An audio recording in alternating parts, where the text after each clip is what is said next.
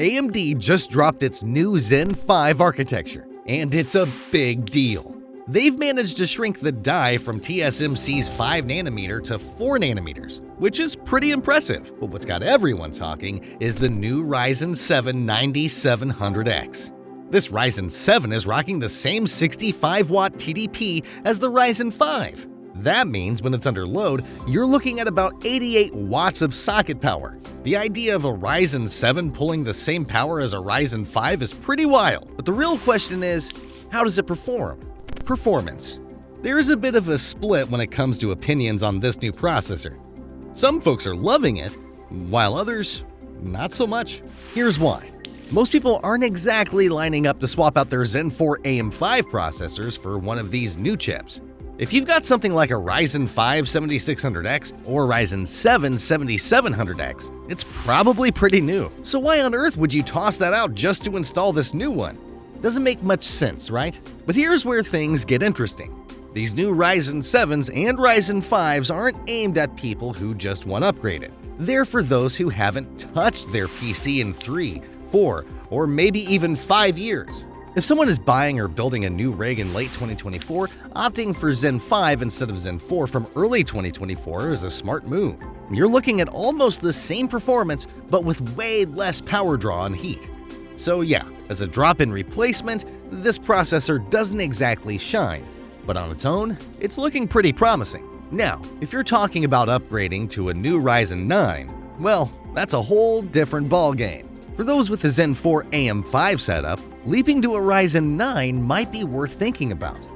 Full review of CPU.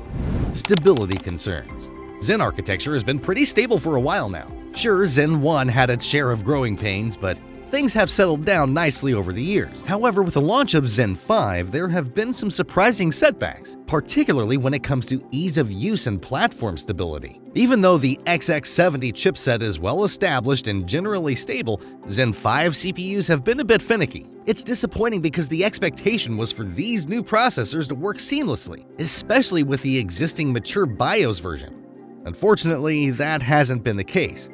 While everything eventually gets up and running, it's clear that these new parts are a bit more temperamental than expected, likely due to a BIOS issue or perhaps some quirky interactions between the CPU and the motherboard. One notable issue observed was with the F clock, which defaulted to 2100 MHz instead of the expected 2000 MHz. AMD confirmed this as an error, which could potentially cause stability problems or give misleading performance results in some tests. Those who aren't manually adjusting these settings might experience some instability or unexpected performance variations compared to previous Zen generations. Typically, DDR5 6000 memory kits have worked flawlessly with AM5 CPUs. But with the Ryzen 5 9600X and Ryzen 7 9700X, stability became an issue. This was despite using the same motherboard that had no trouble with previous chips.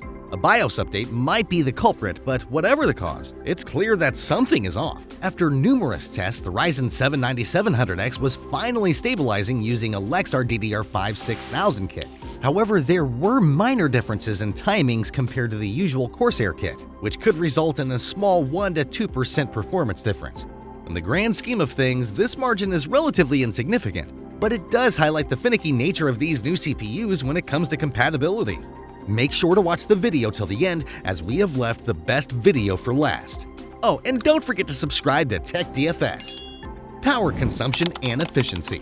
The most exciting aspect of Zen 5 is power consumption and efficiency. Extensive testing and a demanding all-core Blender workload, designed to push the power to its limits, provided some impressive insights. After a solid 5 minutes of testing, long enough to account for any turbo-boosting shenanigans in older Intel CPUs, the Ryzen 7 9700X pulled a mere 88 watts through the EPS 12-volt cables.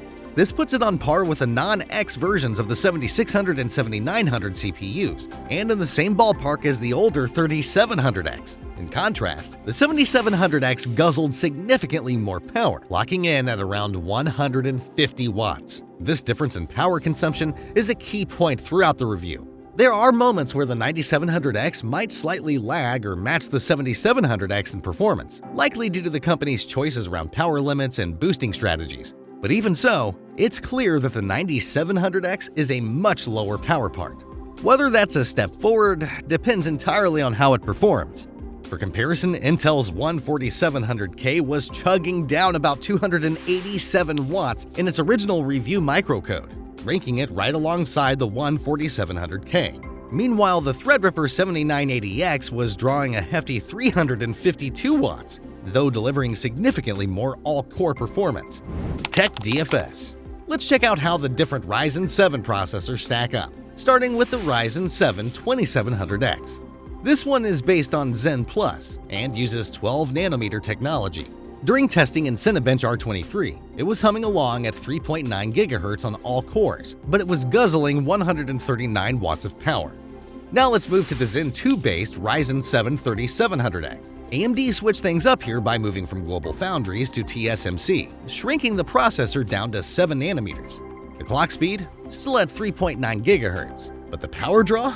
That dropped significantly to just 90 watts. Nice efficiency boost, right? Then we have the Ryzen 7 5800X. Running on Zen 3, still on 7 nanometers, but now we're seeing a power bump to 145 watts. Why? Because the clock speed has jumped up to 4.55 GHz. AMD was pushing for more speed, and that came with a power cost. Enter the Zen 4 Ryzen 7 7700X. This one shrinks down to 5 nanometers, with a slight dip in power usage to 140 watts, but the clock speed climbs to 5.1 GHz. AMD was clearly chasing Intel's clock speeds here. Finally, we get to the star of the show, the new Zen 5 Ryzen 7 9700X. Fabbed on TSMC's 4nm processor. In auto mode, this chip sips just 88 watts while running at 4.7 GHz. But here's where it gets interesting. Using Ryzen Master to overclock it, you can push that speed up to 5.25 GHz, but the power draw shoots up to 157 watts. Essentially, with the new Zen 5, you can choose to match the performance of Zen 4 while using way less power, or you can crank up the performance significantly while still keeping power consumption in check. Cinebench R23 scores back this up, showing that AMD has made some serious strides in balancing power and performance, thanks in large part to dynamic frequency scaling or DFS techniques. The result? You get to decide whether you want to prioritize efficiency or raw power, depending on your needs. Thermal tweaks. AMD's made some changes to how Zen 5 handles thermals, so comparing it directly to the 7700X isn't straightforward. The sensors and measurement methods are different now, so it's like comparing apples to oranges. However, after running some tests with both CPUs limited to the same power levels, the Ryzen 7 9700X showed around 50 to 52 degrees centigrade under load, while a similarly restricted 7700X hit 59 degrees Celsius. This gives us a close comparison, revealing about an 8 to 9 degrees Celsius improvement with the 9700X. So while it's not a massive 40 degrees Celsius difference, it's a solid and noticeable improvement in cooling efficiency. Gaming ability. Starfield's performance on AMD's new Ryzen 7 9700X is underwhelming, matching or sometimes falling behind the 7700X. This might explain AMD's delayed launch. Much like Starfield itself, it needed more time. For the 9700X to stand out, it would need a significant price cut. While faster memory helps, it's not enough to outpace the 7700X. Meanwhile, Intel's lineup, including the 14600K and 14900K, outperforms the 9700X, though stability issues in the game make it hard to tell where the blame lies.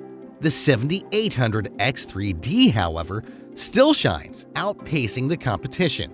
The new Final Fantasy XIV Dawn Trail update mixes things up for AMD and Intel CPUs. The Ryzen 7 9700X hits 330 frames per second at 1080p max, outpacing the 5700X3D by 6%, but it's still behind older models like the 5800X3D and newer ones like the 7800X3D. At 1440p, the GPU becomes the bottleneck, leveling the playing field. The 9700X averages 273 frames per second, tying with several other CPUs. While it's decent, it doesn't stand out as much as expected, especially compared to cheaper AMD options. Overall, it's good, but not groundbreaking. In Baldur's Gate 3, the Ryzen 7 9700X hits around 107 to 108 frames per second at 1080p medium, closely trailing the 5700X3D and a bit behind Intel's cluster of CPUs at 114 frames per second. The 7800X3D outpaces it by 23%, and the 5800X3D by 10%. but it does beat the 7700X by 8%. In Dragon's Dogma 2, the 9700X struggles, barely beating the 7700X by 1.8%. The 5800X 3D leads by 9%, and the 7800X 3D is 21% ahead. Intel's 14700K is 14% faster here. Overall, the 9700X shows solid gains, but isn't always the top performer, especially in more demanding games. Intel's been busy this year, mostly at losing everyone's confidence, and they've succeeded. Meanwhile, AMD's Ryzen 7 9700X shines in efficiency, but isn't all that exciting. It's slightly better than the 7700X, with just a 10% performance bump in some cases. Memory capability issues also crop in, pointing to potential CPU problems. Without its efficiency gains, the 9700X would be a flop. If you're on AM4 and happy, stick with what you've got. For an upgrade, the 5700X 3D or 7800X 3D are better options. Overall, the 9700X is fine, but not thrilling. AMD missed a chance to wow us, and the 9700X doesn't stand out enough to be worth the price. If you like this video, give it a thumbs up and subscribe for more tech deep dives. See you in the next video.